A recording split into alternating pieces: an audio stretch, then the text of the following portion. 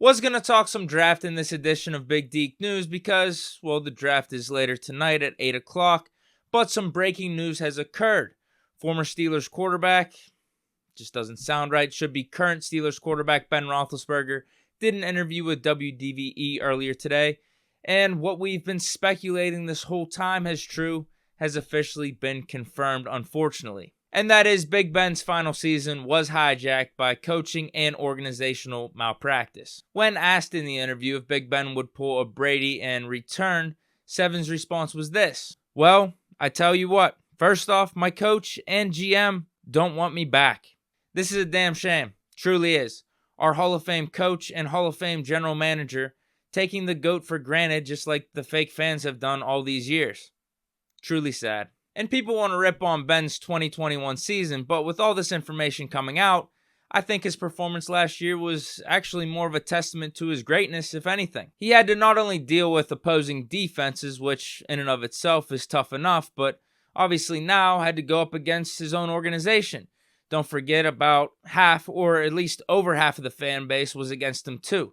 Hashtag fake fans. Had the worst O-line in the league last year, which was highlighted by the Steelers taking an undersized guard in the third round and then putting him at center. Had to take orders and play calls from a college coordinator who was definitely in over his head. Don't forget the wide receiver drops, and the Steelers defense did him no favors either, was definitely below average. In fact, had the worst rush defense in the NFL. And the last thing, which is forgotten about, Ben had to deal with injuries for almost all of last season, after week 2 getting sacked about 10 times against the Raiders and also not getting helped up by his own offensive line, who was the reason why he was getting hit so much. Yet the team still went 9-7-1, made the playoffs, and Big Ben led the NFL in game-winning drives.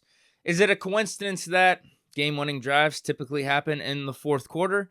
And it's the perfect time for Seven to scrap Canada's shitty offense and start running his own. Coincidence? I think not. So forget drafting a quarterback, cut Mitch, cut Mason, bring back the GOAT. Because now all of a sudden we actually decided to rebuild an offensive line.